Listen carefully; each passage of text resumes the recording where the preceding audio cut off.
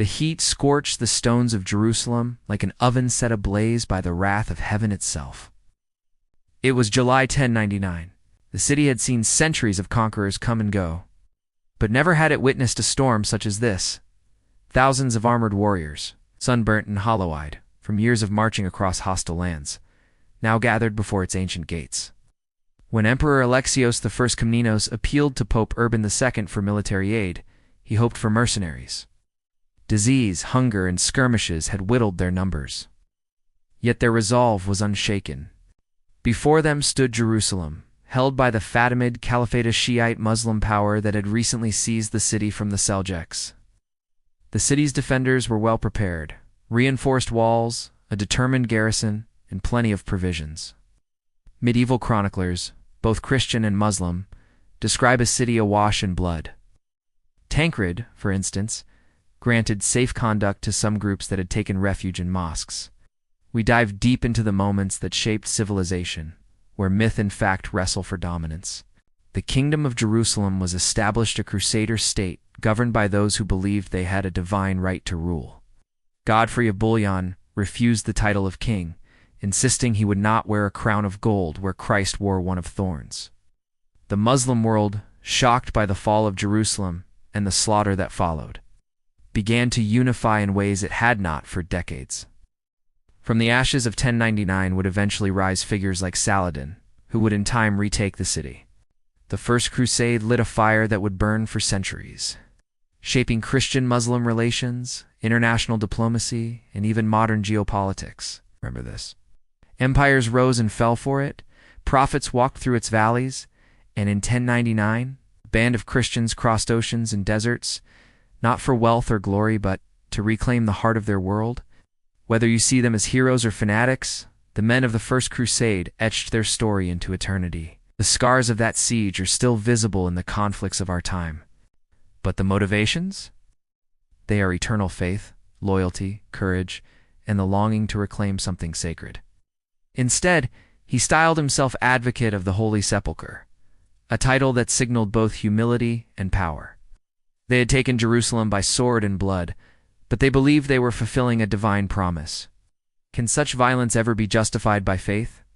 Or was this a warning from history of what happens when zeal overrides compassion? That's a question every generation must answer anew. Place, a purpose, a Jerusalem of our own. His death a year later would spark a succession crisis.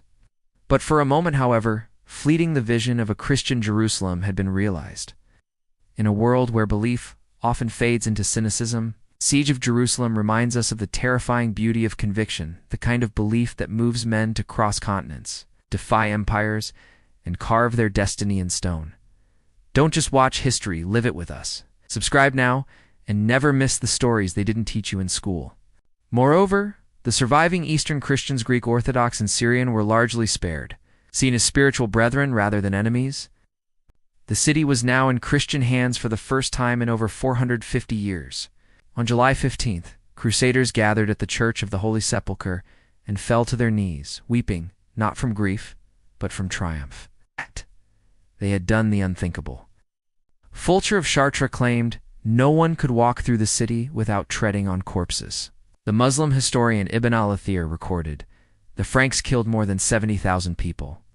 While modern historians like Thomas Asbridge argued these numbers were likely exaggerated, the event remains one of the most brutal episodes in medieval warfare. For many of the Crusaders, this was the defining moment of their lives. They weren't just knights or foot soldiers, they were part of something larger, something eternal.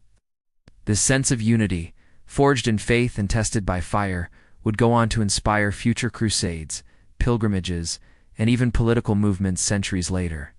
Historian Jonathan Riley Smith once said, "The crusading ideal was one of the most potent ideologies of the medieval world. It combined chivalry, piety, and a sense of cosmic mission, and we see this most clearly at Jerusalem." For many crusaders, the bloodshed was justified, a cleansing of the holy city. For others, it was divine vengeance. For us, it is a haunting reflection of how far faith can be twisted by war. The Christians, however, had none of these advantages. They lacked siege equipment. Water was scarce, and the land around the city was parched and hostile. What he got instead was a tidal wave of faith-driven war. So we feared not even death, and they would need that belief to face the ordeal ahead. Two siege towers rolled forward, one under Godfrey's command to the north, the other under Raymond's to the south. The defenders poured boiling oil, arrows, and stones onto the attackers. But the towers did not stop. Godfrey's men found a weak point near the northeast corner of the wall. With fierce determination, they breached it. Once inside, chaos erupted. Crusaders surged through the city, swords drawn, battle cries echoing against the stone walls of the Holy Sepulchre. In the early days of July, Crusaders began to construct siege towers using timber scavenged from ships dismantled at Jaffa and trees from surrounding areas. It was a race against time and against their own starvation. The Fatimans launched sorties from the city, setting fire to the towers. Still, the Crusaders pushed forward. At the Council of Clermont in 1095, Urban called upon the Knights of Christendom to take up the cross and march to liberate the Holy Land from Muslim control. According to the chronicler Fulcher of Chartres, the Pope declared, "Let those who once fought against brothers and relatives now fight against the barbarians." And they did. Thousands of nobles and peasants alike answered the call, sewing crosses onto their tunics, setting out on what they believed was a pilgrimage armed with swords.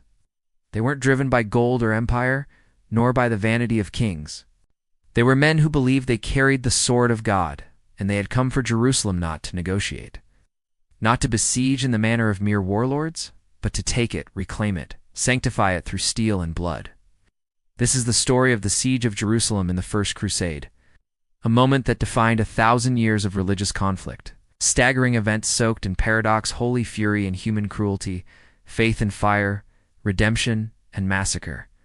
It is a moment both admired and reviled, depending on the lens through which it is seen.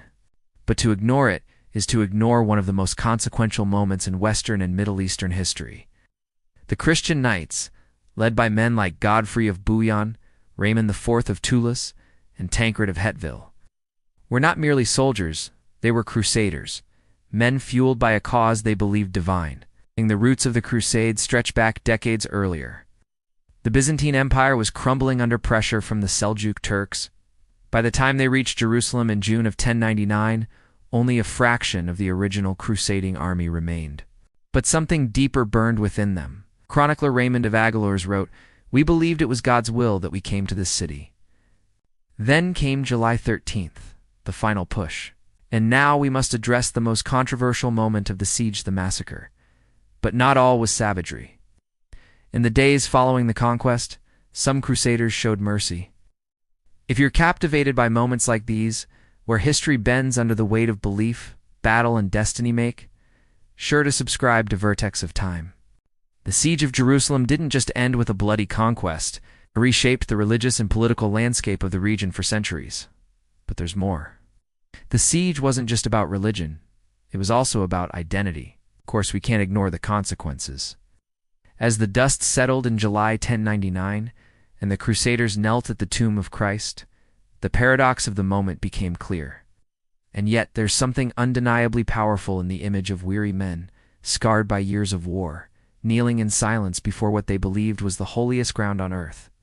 So the next time you look at a map and your eyes fall upon that tiny sliver of land between the Jordan River and the Mediterranean Sea, and maybe that's what we all seek? In our own way, not conquest, not bloodshed, but meaning.